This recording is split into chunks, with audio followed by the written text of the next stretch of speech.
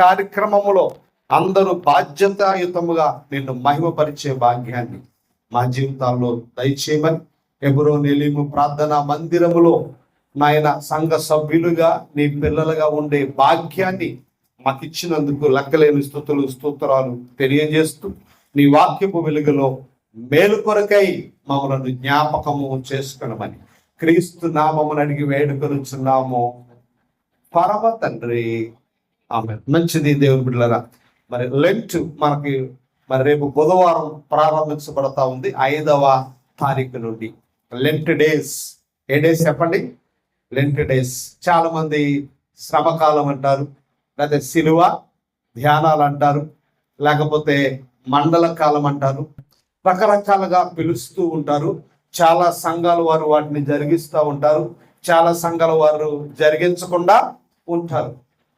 ఈ విషయాన్ని మనం జాగ్రత్తగా ఆలోచన చేసినప్పుడు దేవుని బిడ్డలారా, చరిత్రలోకి వెళితే, సంఘ చరిత్రలోనికి మనము వెళితే ప్రారంభ దినాలలో అంటే దాదాపుగా యేసు ప్రభు ఈ లోకాన్ని విడిచి వెళ్ళిపోయిన 300 సంవత్సరాల తర్వాత రోమా చక్రవర్తి కాన్స్టంటినోపుల్ అనే చక్రవర్తి క్రైస్తవ్యాన్ని స్వీకరించిన తర్వాత ప్రపంచంలో ఉన్న క్రైస్తవ్యం అంతా ఒక క్రమముగా ఉండాలి అనే కొన్ని నియమాలు ఏర్పాటు చేశాడు. ఆ నియమాలు ఏర్పాటు చేసినటువంటి సభ పేరు Nicaea Sabha, the council of Nicaea. క్రీస్తు శకం 320 తర్వాత 19, 20, 21 కాలాలలో జరిగింది అని చరిత్ర చెబుతా ఉంది. అప్పుడు సంఘ క్షేమాభివృద్ధి కొరకు కొన్ని రకాల నియమాలు వారు ఏర్పాటు చేశారు. అందులో ఒక నియమం ఏమిటంటే లెంటును సంఘాలు ఆచరించాలి అనే నియమాన్ని కాన్స్టంటినోపుల్ చక్రవర్తి అప్పుడు క్రైస్తవ్యమును నడిపిస్తున్నటువంటి రోమన్ క్యాథలిక్ సహవాసముతో కూడిన మరి విధానము వారు ఏర్పాటు చేశారు. ఇది చరిత్ర నేర్పుతూ ఉన్న పాఠం. జాగ్రత్తగా మనం ఆలోచన చేసినప్పుడు లెంట్ అనేది ప్రారంభంలో 40 గంటలు వారు జరిగించేవారు. ఎన్ని గంటలు చెప్పండి? 40 గంటలు.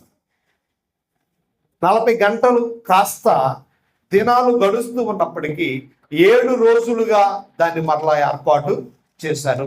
అంటే 7 రోజులు యేసుప్రభు చనిపోవడానికి, యేసుప్రభు పునరుద్ధానానికి మధ్య 3 రోజులు అయితే దానికి ఒక 4 రోజులు చేర్చి 7 రోజులు మనము లెంటుని ఆచరించాలి అనే క్రమాన్ని ఏర్పాటు చేశారు.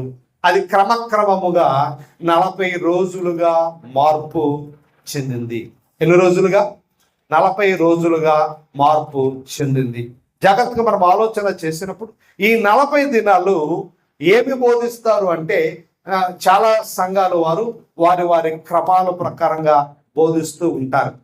జాగ్రత్తగా మనం ఆలోచన చేసినప్పుడు 16వ శతాబ్దంలో అంటే క్రైస్తవ్యము భారతదేశంలో కొద్దిగా కొంచెముగా ప్రారంభిస్తున్నటువంటి దినాల్లో మిషనరీస్ మన భారతదేశానికి వచ్చి క్రీస్తును ప్రకటించారు, సువార్తను ప్రకటించారు. వాళ్ళు ఏం చేశారు అంటే ఈ 40 దినాలను ఒక అద్భుతమైన సువార్తగా వాళ్ళు తీసుకున్నారు. ఎలా అంటే ఆ కాలంలో అందరికీ బైబిల్ అందుబాటులో లేదు, వాడిక భాషలో కూడా అందరికీ అందుబాటులో లేదు. అంటే చాలా మందికి బైబిల్ పూర్తిగా తెలియదు. అలాగా 17వ శతాబ్దం నుండి ఈ క్రమాన్ని ఎలా చేశారంటే బైబిల్ అందరికీ అందుబాటులో లేదు కాబట్టి, అన్ని భాషల్లో బైబిల్ అందుబాటులో లేదు కాబట్టి సంవత్సరానికి ఒక 40 రోజులు వారికి ఆదికాండము నుండి ప్రకటన గ్రంథం వరకు ఏ విషయాలు ఉన్నాయో అని ఒక చక్కటి ప్రణాళిక ఏర్పాటు చేసి వాళ్ళు బోధించడము ప్రారంభించారు, నేర్పించడము ప్రారంభించారు. ఎందుకంటే అప్పుడు చదువుకునే వారి సంఖ్య కూడా చాలా తక్కువగా ఉండేది. ఆ కారణాన్ని బట్టి 40 దినాలు ఏం చేసేవారు అంటే 17వ శతాబ్దం 18వ శతాబ్దం కాలంలో వారు బైబిల్ అంతటిని చక్కగా ఒక అద్భుతమైన రీతిలో క్రమపరిచి నేర్పించడం ప్రారంభించారు. అలా క్రమక్రమముగా దాన్ని చివరికి అనేక మార్పులు చేసుకుంటూ ఇప్పుడు రకరకాలుగా దాన్ని ఆచరిస్తూ ఉన్నారు. మీరు గమనించినప్పుడు దాన్ని ఆచరించేవారు ఉన్నారు, దాన్ని విమర్శించేవారు ఉన్నారు. ఆ లెండ్ చేయమని బైబిల్లో ఎక్కడుంది అన్న వాళ్ళు ఉన్నారు.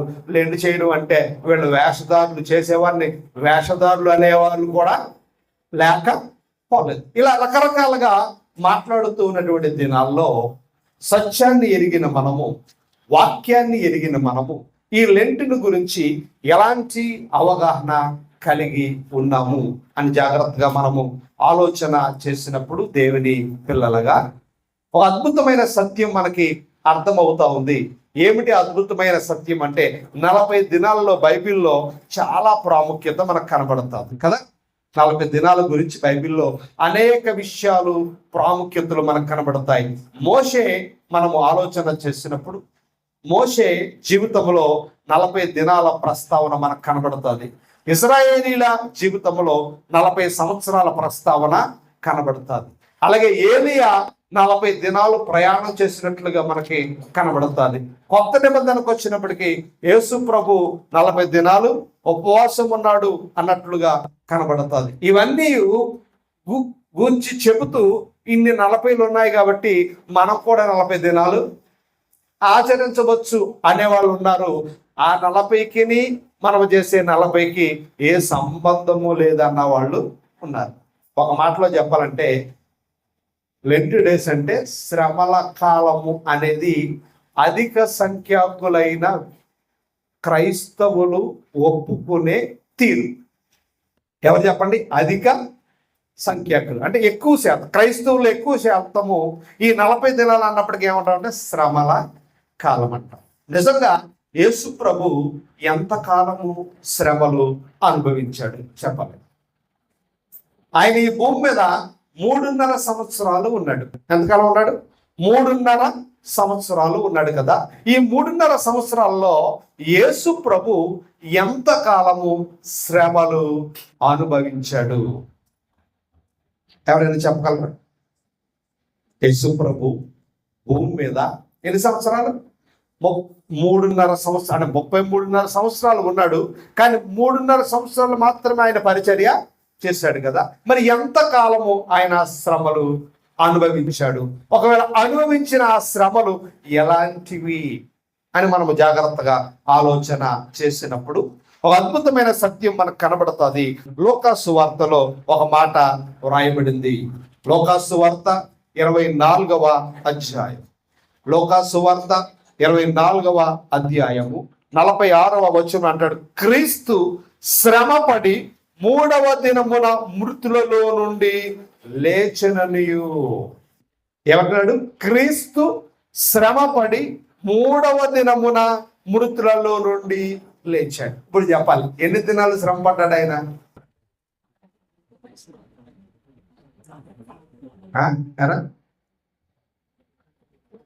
ఎవరు మాట్లాడలేదండి? 3 రోజుల కదా.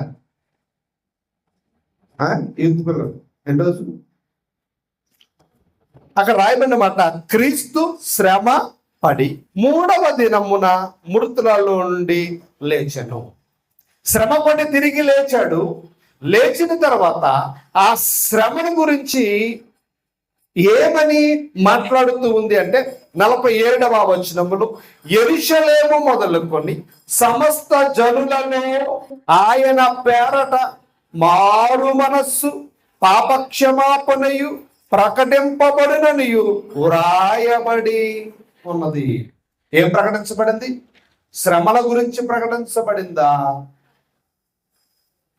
దేని గురించి?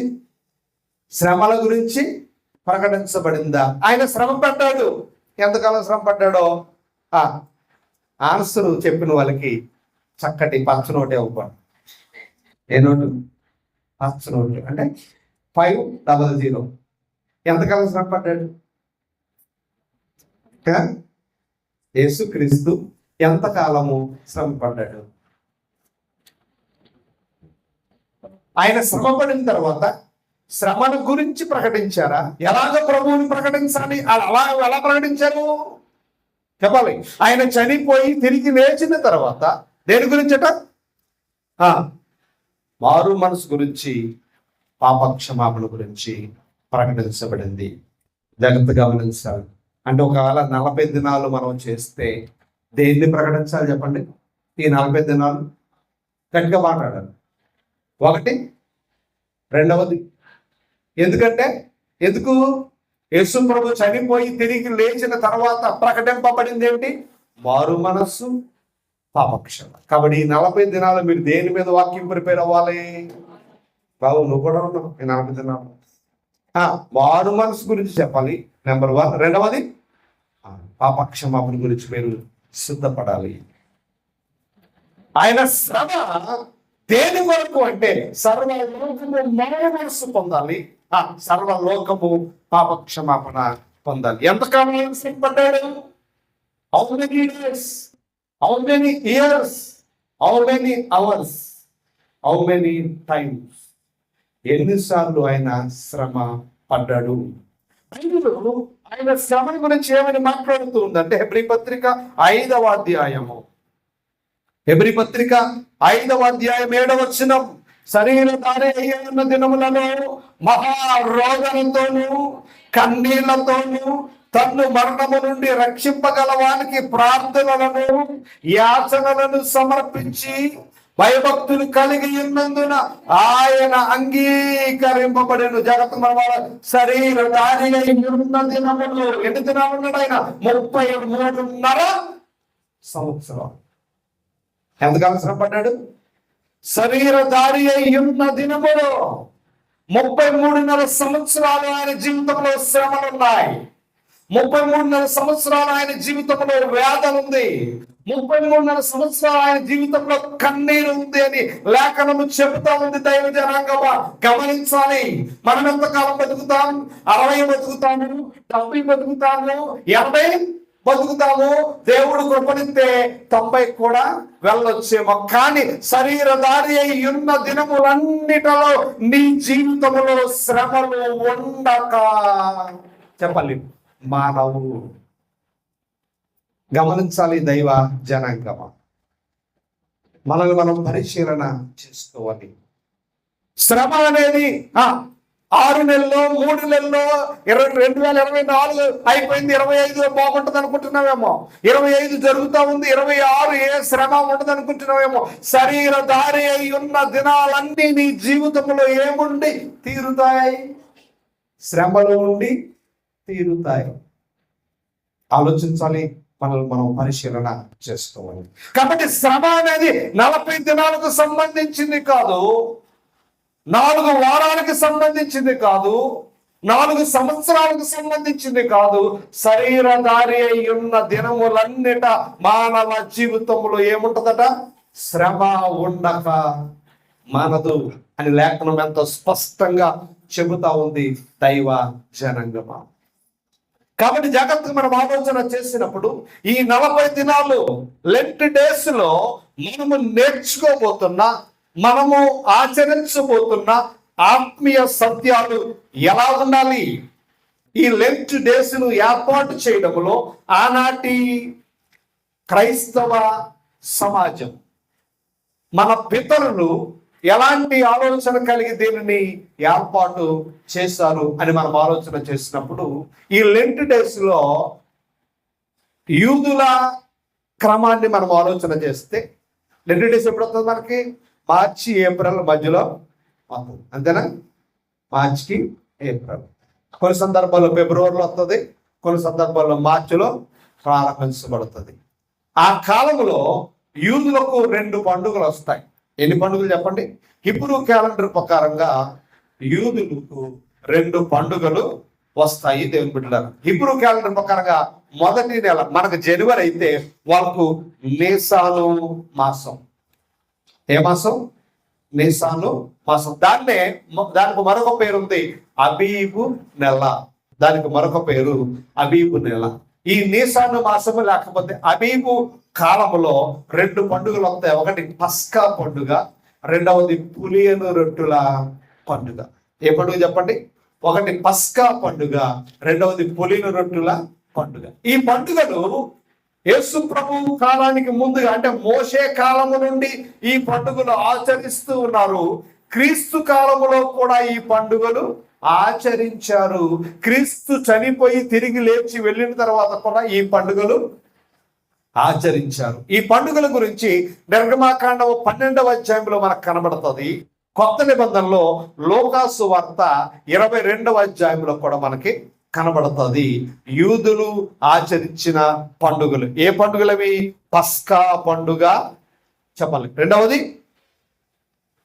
పులియను రెట్టుల పండుగ. ఈ పండుగలు ఎప్పుడు వస్తాయి అంటే మన బైబిల్ మన క్యాలెండర్ ప్రకారంగా మార్చి ఏప్రిల్ మాసాల్లో వస్తాయి. ఇంచుమించు లెంట్ కూడా అదే రోజుల్లో వస్తుంది.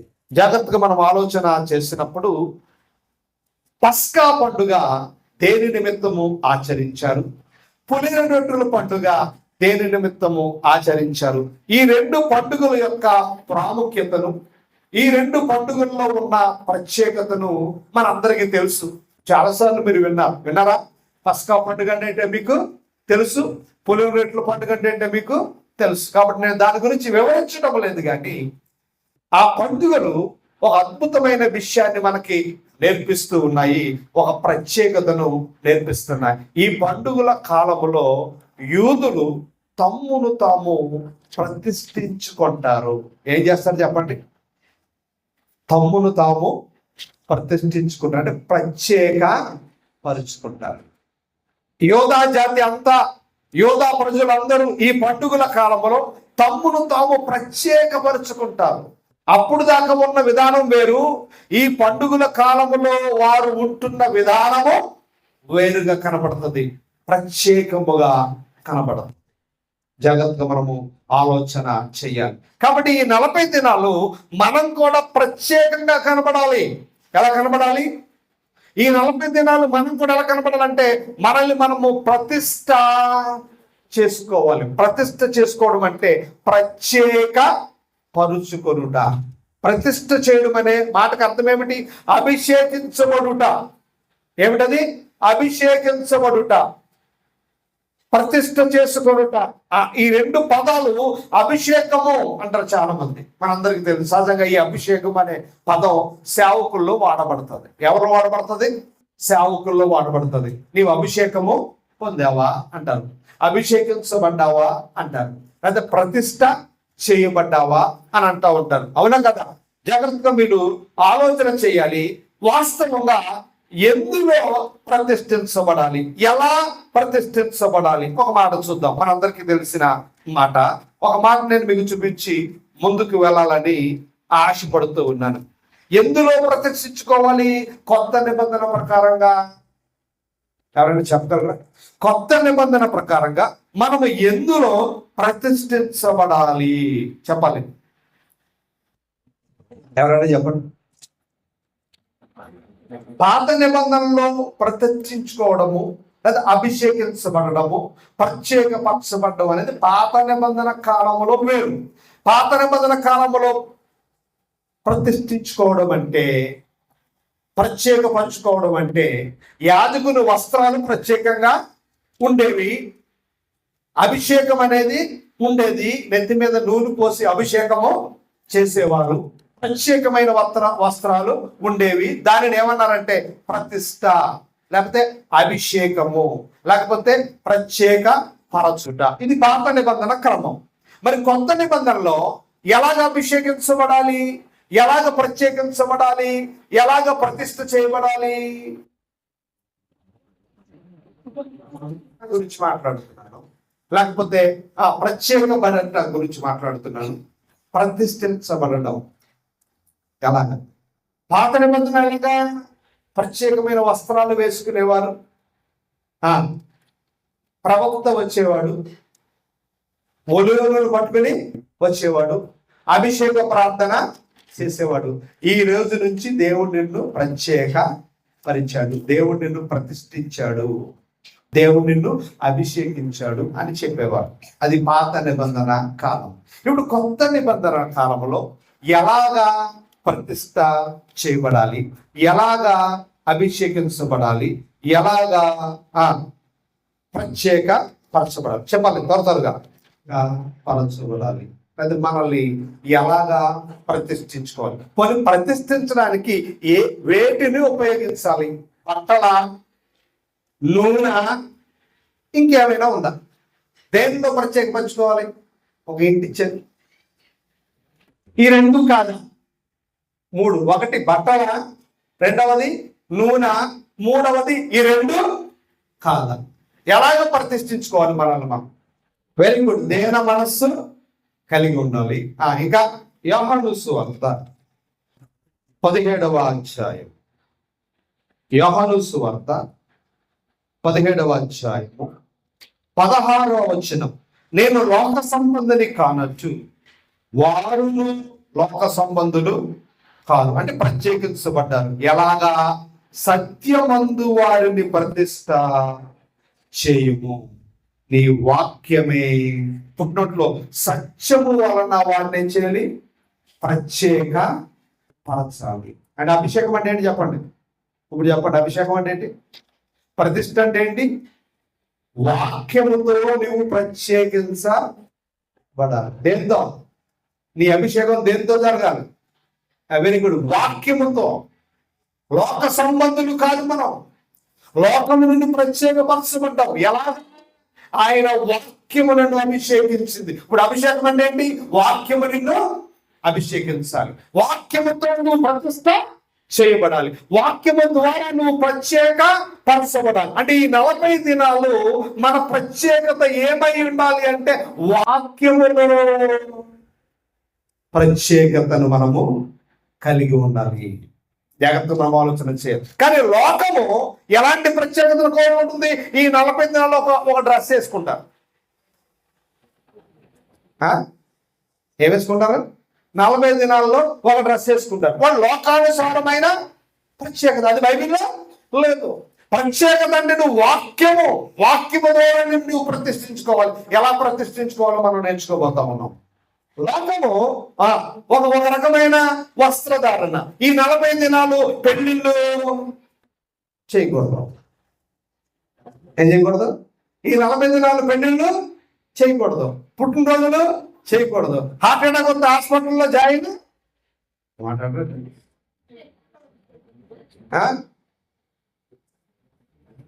ఎందుకంటే శ్రమ తినాలి కదా, పొద్దే పో అంటామా? ఏమంటే ఏం బాగుందో అంటారా? 108 అక్కడ వస్తుంది. మరి గమనించాలి, కొంతమంది ఆడవాళ్ళంటే పూలు పెట్టుకోవాలంట. ఒక ఆవిడ చెప్పింది అంటే, తమ్ముడు మేము పూలు కూడా పెట్టుకోం.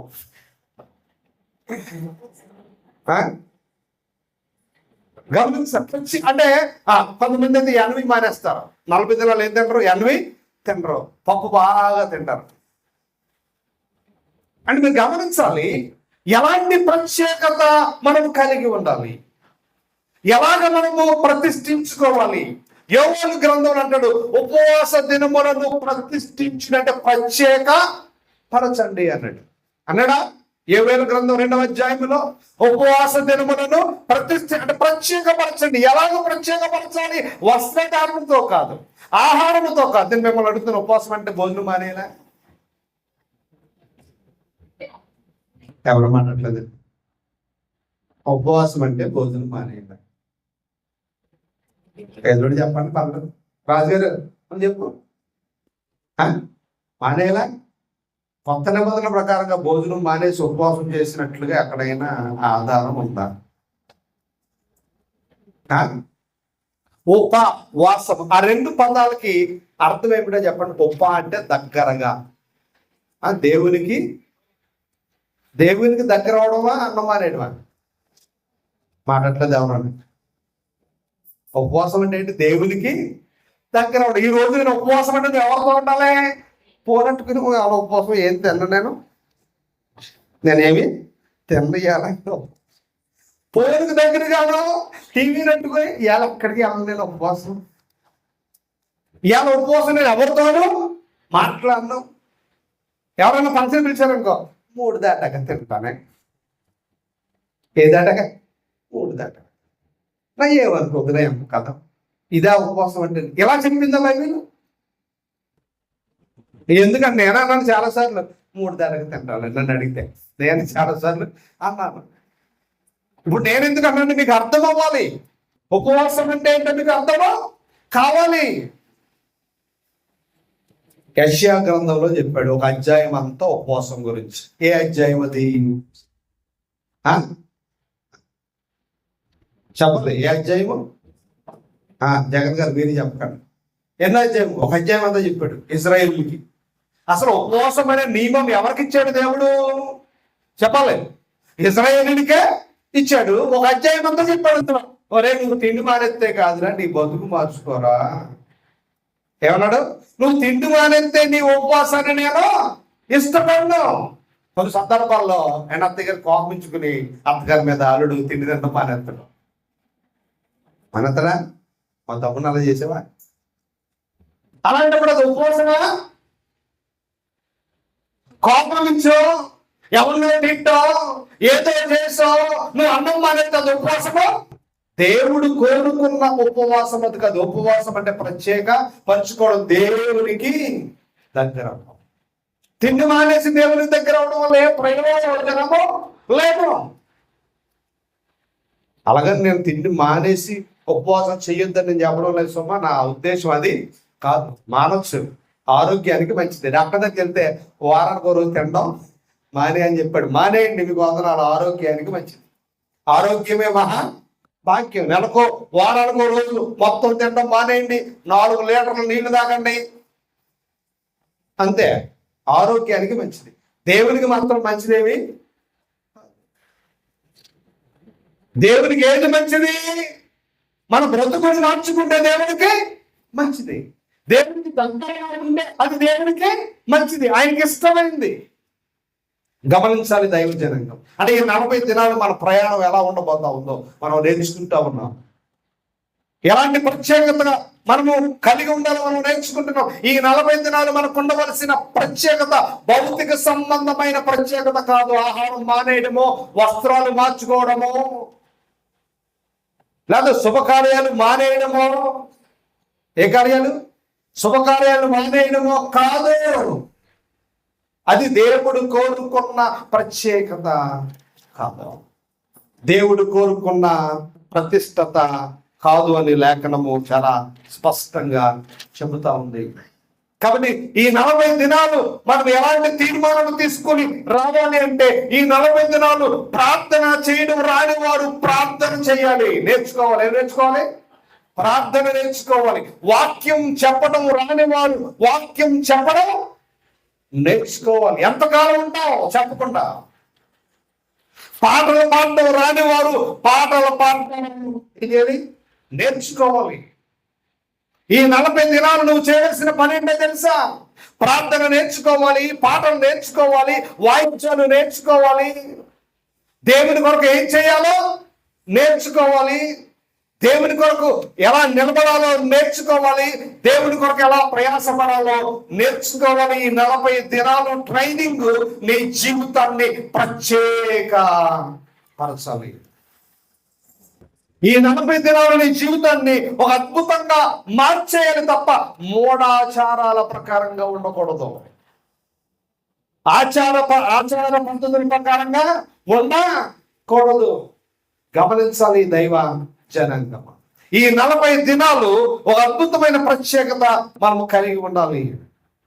ఈ 40 దినాలు ఒక ఉపవాసం ఉంటే నీ శరీరం బలహీనమైతే నీ ఆత్మ బలపడాలి. ఏం చేయాలి? ఆత్మ బలపడాలి. ఒకవేళ 40 దినాలు నేను ఉంటానని నిర్ణయించుకో, వెరీ గుడ్, మంచిదే, ఉండు. నీ శరీరం బలహీనం అవుతుంది, కానీ ఏమవ్వాలి? నీ ఆత్మ బలపడాలి. నీ ఆత్మ దేవునికి దగ్గరగా సహవాసము చేయాలి. అది దేవుడు కోరుకుంటున్న ఉపవాసం. కాబట్టి నేను భోజనం మానేమని చెప్పను. ఒకవేళ మానేస్తే అది నీ వ్యక్తిగతమైన విషయము, కానీ నీ శరీరం బలహీనమైనప్పుడు నీ ఆత్మ ఏం చేయాలి? బలపరచబడాలి. ఈ 40 దినాలు నువ్వు బలపరచబడాలి. ఈ 40 దినాలు దేవునికి దగ్గరైపోవాలి. ఎవరికి దగ్గరైపోవాలి? దేవునికి దగ్గరైపోవాలి. దేవునికి బలమైన పాత్రలుగా మనము వాడబడాలి. దైవ జనాంగం, నేను ముగిస్తా ఉన్నాను. ఒక విషయాన్ని నేను మీకు జ్ఞాపకం చేయడానికి ఇష్టపడుతూ ఉన్నాను. ఈ 40 దినాలు మన ఆత్మ కొరకు ప్రత్యేకపరుచుకుందాం. ఈ 40 దినాలు ఏమి నేర్చుకోవాలి? పాటలు పాడడం నేర్చుకోవాలి. పాటలు ఎన్ని గంటలు స్టార్ట్ అవుతాయి చెప్పాలి. యూత్ పిల్లలు ఎన్ని గంటలు స్టార్ట్ అవుతాయి? ఎన్ని గంటలకు వస్తారు మీరు? ప్రార్థన చేయాలి. ప్రతి ఒక్కరూ ప్రార్థన నేర్చుకోవాలి, పాఠం నేర్చుకోవాలి, వాక్యం బోధించడం నేర్చుకోవాలి, పరిచర్య చేయడం నేర్చుకోవాలి. ఈ 40 దినాలు దేవునికి మనం ఏమైపోవాలంటే దగ్గర అయిపోవాలి. ఆయనకి ఇష్టమైన పనులు చేస్తూ ఆయనను మెచ్చుకునేటట్లుగా బలా నమ్మకమైన మంచి దాసుడా, బలా నమ్మకమైన మంచి దాసురాగా ఎవరు మెప్పుకోరు పొందుకోవాలి. ఈ 40 దినాల్లో నువ్వు దేవుణ్ణి మెప్పు పొందుకోవాలి. ఈ 40 దినాల్లో దేవుణ్ణి నిన్ను మెచ్చుకోవాలి అంటే మనము మార్చుకోవాల్సింది ఏమిటో నేను మీకు జ్ఞాపకము చేస్తూ ఉన్నాను. దైవ జనాంగమ, ఈ 40 దినాల్లో ఏం నేర్చుకోవాలట? మారు మనస్సు అంటే ఏంటో నేర్చుకోవాలి. పాప క్షమాపణ అంటే ఏంటో నేర్చుకోవాలి. పాపం అంటే ఏమిటి? పాప క్షమాపణ అంటే ఏమిటి? మారు మనస్సు అంటే ఏమిటి? ఎన్ని రకాల మనస్సులు బైబిల్లో ఉన్నాయి. మనం ప్రయాణం 40 దినాలు మనం ప్రయాణం చేయబోతా ఉన్నాం. మనస్సు, మారు మనస్సు, పాపము, పాప క్షమాపణ అనే అంశాలను మనము పరిశీలన చేయబోతా ఉన్నాం.